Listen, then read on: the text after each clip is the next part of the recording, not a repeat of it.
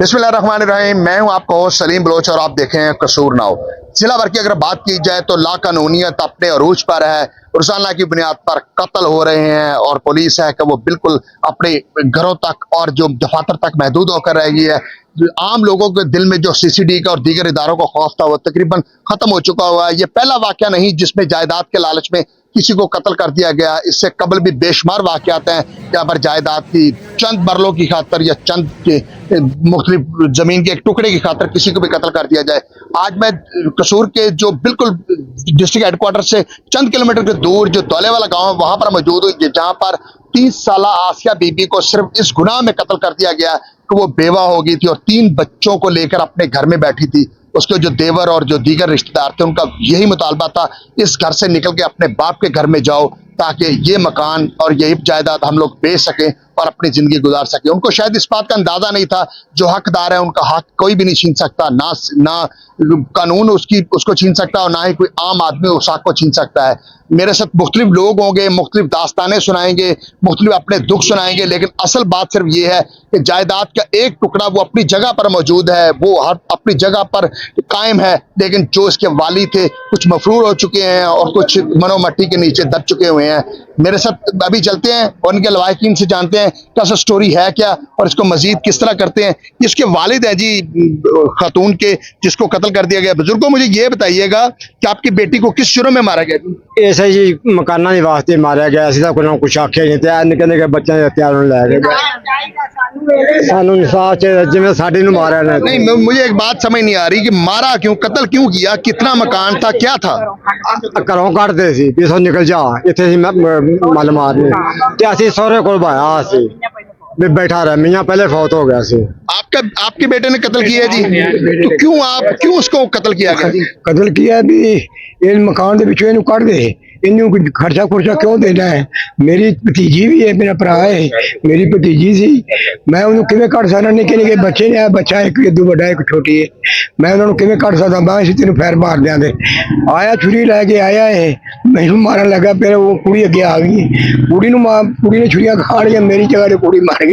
वो छोटी कुड़ी मेरी पोतरी थी परा डिग पई। मैं उन्हें फड़न लगे, फड़ के नंगी परा किया, उन्हें जो डिग लगा यकदम छुरियां मार। हाँ जी, आप बहुत दुखी दिखाई दे रही हैं। आपकी बेटी थी, तो मुझे ये बताएं कितने बच्चे थे? ए 2 बेटे ने, एक बेटी है मां का दूध पींदी है ते ओनू पौड़ियां तो उतार के लिया के सड़क के उत्ते मार दिता। दोवां ने, फैसल ने, सदाम ने, शादा बीबी ने। शादा बीबी उत्थे खड़ी रही है, दोवां ने छुरियां मारियां ने। मैं मौके ते आई हां, उदों चले गए ने। मैं धीरा मूँह च पानी पाया, साथ दे ते ने 11 बाई गड्डी नूं फोन किया, छेती नहीं आई, छोटा गड्डी नहीं आई। घंटे पिछों पुलिस वाली गड्डी आई है, मेरी धी तड़प तड़प के हुंदा जे मौके ते आ जांदे मेरी धी दी जान बाहर। नहीं, वो बेवा थी, उसको 3 बच्चों की मां थी, सिर्फ इसी जुर्म में मार दिया कि वो उनके जायदाद चाहिए। जायदाद भी उतो कोठा छड्ड साडा भी असीं ना इहनूं आंदे, असीं दी रोटी पकाउंदी सी, खर्चा देंदा सी, ये सहुरा सी आले सी घरों कढ दे,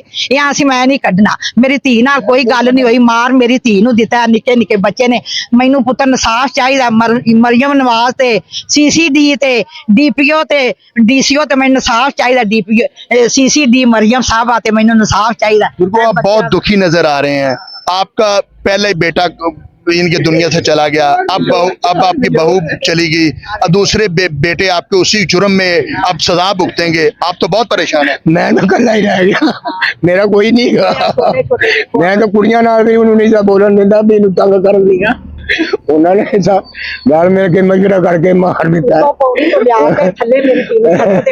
वाला तो पड़ के तलू गया, मैनू पता ही नहीं लगा। मेरा मुंह भरा। मेरा बाबा जी, आपकी बेटी को बेगुनाह कत्ल कर दिया गया, क्या आप लोग मुतालबा करेंगे? किस तरह आप लोग अपना दुख मरियम को सुनाएंगे, जरा बताएं। मुतालबा जी आने भी साडी मरियम सुन लो, गरीबां दी सानू इंसाफ चाहिए। जिवें उन्होंने मारिया ना इस तरह ही मारते। बच्चों को पूछ लो, इन्हें बच्चों के मुंह मारते हैं ना। माँ जी, आप बहुत ज्यादा रो रहे हैं। नहीं, बच्चों से बात नहीं कर सकते, बच्चों से बात माँ जी एथिकली नहीं हो सकती। आप अपनी बात सुनाएं, अपनी बताएं कि अब आप लोग किस तरह मुतालबा कर रहे हैं, आपकी बेटी का क्या जुर्म था? बस सानू इंसाफ पुत्र चाहिए। CCD ते मरियम नवाज ते सानू इंसाफ चाहिए। नहीं, आपकी बेटी का जुर्म क्या था, क्यों मारा गया? ਕੱਢਦੇ ਸੀ ਉੱਤੋਂ ਕੋਠੇ ਤੋਂ ਕੱਢਦੇ ਸੀ, ਕੋਈ ਜੁਰਮ ਨਹੀਂ ਸੀ। ਕੱਢਦੇ ਸੀ, ਇਹਨੂੰ ਆਂਦੇ ਸੀ ਕੱਢ ਇਹ ਸਹੁਰਾ ਸੀ, ਨਾਲੇ ਇਹਦੀ ਰੋਟੀ ਪਕਾਉਂਦੀ ਸੀ, ਇਹ ਯਤੀਮਾਂ ਨੂੰ ਰੋਟੀ ਦਿੰਦਾ ਸੀ, ਨਾਲੇ ਇਹਨੂੰ ਪਕਾ ਕੇ ਦਿੰਦੀ ਸੀ, ਨਾਲੇ ਇਹ ਖਾਂਦੇ ਸੀ ਨਾ ਬਾਪ। बुजुर्गों, आपके बेटों ने अपनी भाभी को कत्ल किया, किस जुर्म में कत्ल किया जी? ਮੈਂ ਅਸੀਂ ਕੱਢ ਦਿਓ, ਇਹਨੂੰ ਕੱਢ ਦਿਓ, ਇਹਨੂੰ ਖਾਇਆ ਰਹਿਣ, ਇਹਨੂੰ ਖਰਚਾ ਕਿਉਂ ਦੇਣਾ ਹੈ, ਇਹ ਤੈਨੂੰ ਵੀ ਮਾਰ ਜਾਣੇ। ਹੁਣ ਮੇਰੇ ਵੀ ਮੈਨੂੰ ਵੀ 2-3 ਵਾਰੀ ਕੁੱਟਿਆ। कितनी जायदाद है जिसके लिए कत्ल किया? ਇਹੋ मकान ही है, बाकी सब जगह भेज 6 मरला मकान ही है। मेरे साथ लाजमी बात है, ये तमाम अहले इलाका इस बात के गवाह हैं।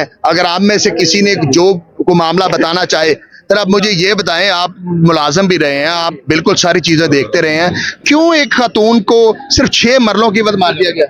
बस बदमाशी दहशतगर्दी घरों खिंच के लिया गया, सड़क ते सरेआम ਉਹਨੂੰ ਕਤਲ ਕੀਤਾ ਗਿਆ ਹੈ, ਖੂਨ ਸੜਕ ਤੇ ਬਹਾਇਆ ਗਿਆ ਹੈ। ਇਹਦਾ ਜਿਹੜਾ ਦਾਦਾ ਸੀ ਕੁੜੀ ਦਾ, ਮੁੰਡਿਆਂ ਦਾ, ਯਤੀਮਾਂ ਦਾ, ਇਹ ਵਿਚਾਰਾ ਫਲ ਵੇਚ ਕੇ ਉਹਨਾਂ ਦੀ ਰੋਟੀ ਪਾਣੀ ਪੂਰਾ ਕਰਦਾ ਸੀ। ਇਹ ਇਸ ਗੱਲ ਤੋਂ ਵੀ ਇਹ ਕਿਉਂ ਰੋਟੀ ਪਾਣੀ ਪੂਰਾ ਕਰਦਾ, ਕੱਲ ਨੂੰ ਮਕਾਨ ਵੀ ਇਹਨਾਂ ਨੂੰ ਦੇ ਜਾਏਗਾ। ਇਹਨੂੰ ਵੀ ਮਾਰਦੇ ਨੇ, ਪਿਓ ਨੂੰ ਵੀ ਮਾਰਦੇ ਨੇ 2.5 ਮਰਲਿਆਂ ਵਾਸਤੇ। बाजी, मुझे ये बताएं, पुलिस आपके साथ तामन कर रही है? ਨਹੀਂ ਸਾਨੂੰ ਸੀਸੀਡੀ ਤੇ ਸਾਨੂੰ ਇਨਸਾਫ ਦੇਵੇ ਤੇ ਮਰੀਮ ਨਵਾਜ਼ ਅਸੀਂ ਇਨਸਾਫ ਲੈਣਾ ਇਹਨਾਂ ਕੋਲ। ਪੁਲਿਸ ਕੋਈ ਤਾਮਲ ਨਹੀਂ ਕਰ ਰਹੀ। बाबा जी, आप पुलिस की तमाम तर कार्रवाई से मुतमिन, आपकी बेटी कत्ल हुई है, आप मुतमिन हैं? ਪੁਲਿਸ ਆਈ ਨਹੀਂ ਦੀ ਮੌਕੇ ਤੇ, ਨਾ ਥਾਣੇ ਗਈ, ਨਾ ਉੱਥੇ ਹਸਪਤਾਲ ਗਈ, ਨਾ ਇੱਥੇ ਆਈ ਹੈ। अभी उसका पोस्टमार्टम होकर उसको दफना दिया गया है? नहीं ये दफनाना है। बिल्कुल भी अभी जनाजा अपनी जगह पर पड़ा हुआ है, यही इंतजार कर रहे हैं कि पुलिस आए, इनके साथ इंसाफ करे, क्योंकि जो कातिल है वो बेगुनाह को कत्ल करके अपने इलाके से मफरूर है और तमाम लोगों को ये खतरा है कि शायद किसी और को भी नुकसान पहुंचाएं। माँ जी, मुझे ये बताएं कि आप लोगों को ये खतरा है, वो आपको भी मार सकते हैं? जी जी खतरा है, आपको खतरा है, सानू खतरा है, खतरा है।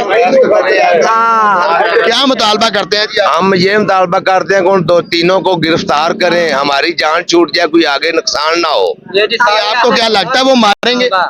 इंशाल्लाह, क्यों नहीं, वो बेगर्ज है, अब आ रहा है, डकैत है। ये आप लोग, बाबा जी, आपके बेटे डकैत थे कि उनको मार?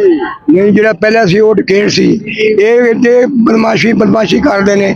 ਇਹ ਮੈਨੂੰ ਵੀ ਕੁੱਟਮਾਰ ਕਰਕੇ ਤੇ ਮਕਾਨ ਵੇਚ 4 ਲਾਏ ਸਨ, ਵੀ ਮਕਾਨ ਵੇਚ ਕੇ ਤੇ ਇੱਥੋਂ ਨਿਕਲ। बिल्कुल जी, ये चंद रुपयों या चंद टकों की खातर एक इंसान को कत्ल करना कोई भी जस्टिफाई नहीं कर सकता। तमाम तर लोग, ना सिर्फ उसके जो लवाहिकीन है, बल्कि तमाम अहले इलाके इस बात का मुतालबा करते नजर आ रहे हैं कि कसूर पुलिस अकॉर्डिंगली तमाम तर चीज़ों को, इंसाफ के जो तकाजे उनको बरूए कार लाए और जो मुलजमान हैं उनको फौरी तौर पर कैफरे किरदार तक पहुंचाए। मेरी इस सिलसिले में जो SHO थाना सदर है उनसे बात हुई तो उन्होंने कहा कि ज़ाब्ते की तमाम तर कार्रवाइयाँ मुकम्मल की जा रही हैं और जो छापामार टीमें हैं वो मुलजमान के पीछे हैं, जल्द वो मुलजमान को गिरफ्तार करके कानून के कटहरे में लाएंगे। लेकिन असल मुतालबा तमाम लोगों का यही है कि जिम्मेदारान जो भी हैं, जिस तरीके से भी है, जिसके हिस्से में जितना गुनाह आता है उसको उस कदर सजा जरूर मिलनी चाहिए, ताकि इलाके से जो खौफ की फिजा है वो खत्म हो। इसी के साथ अपने मेजबान सलीम बलोच को दीजिए इजाजत।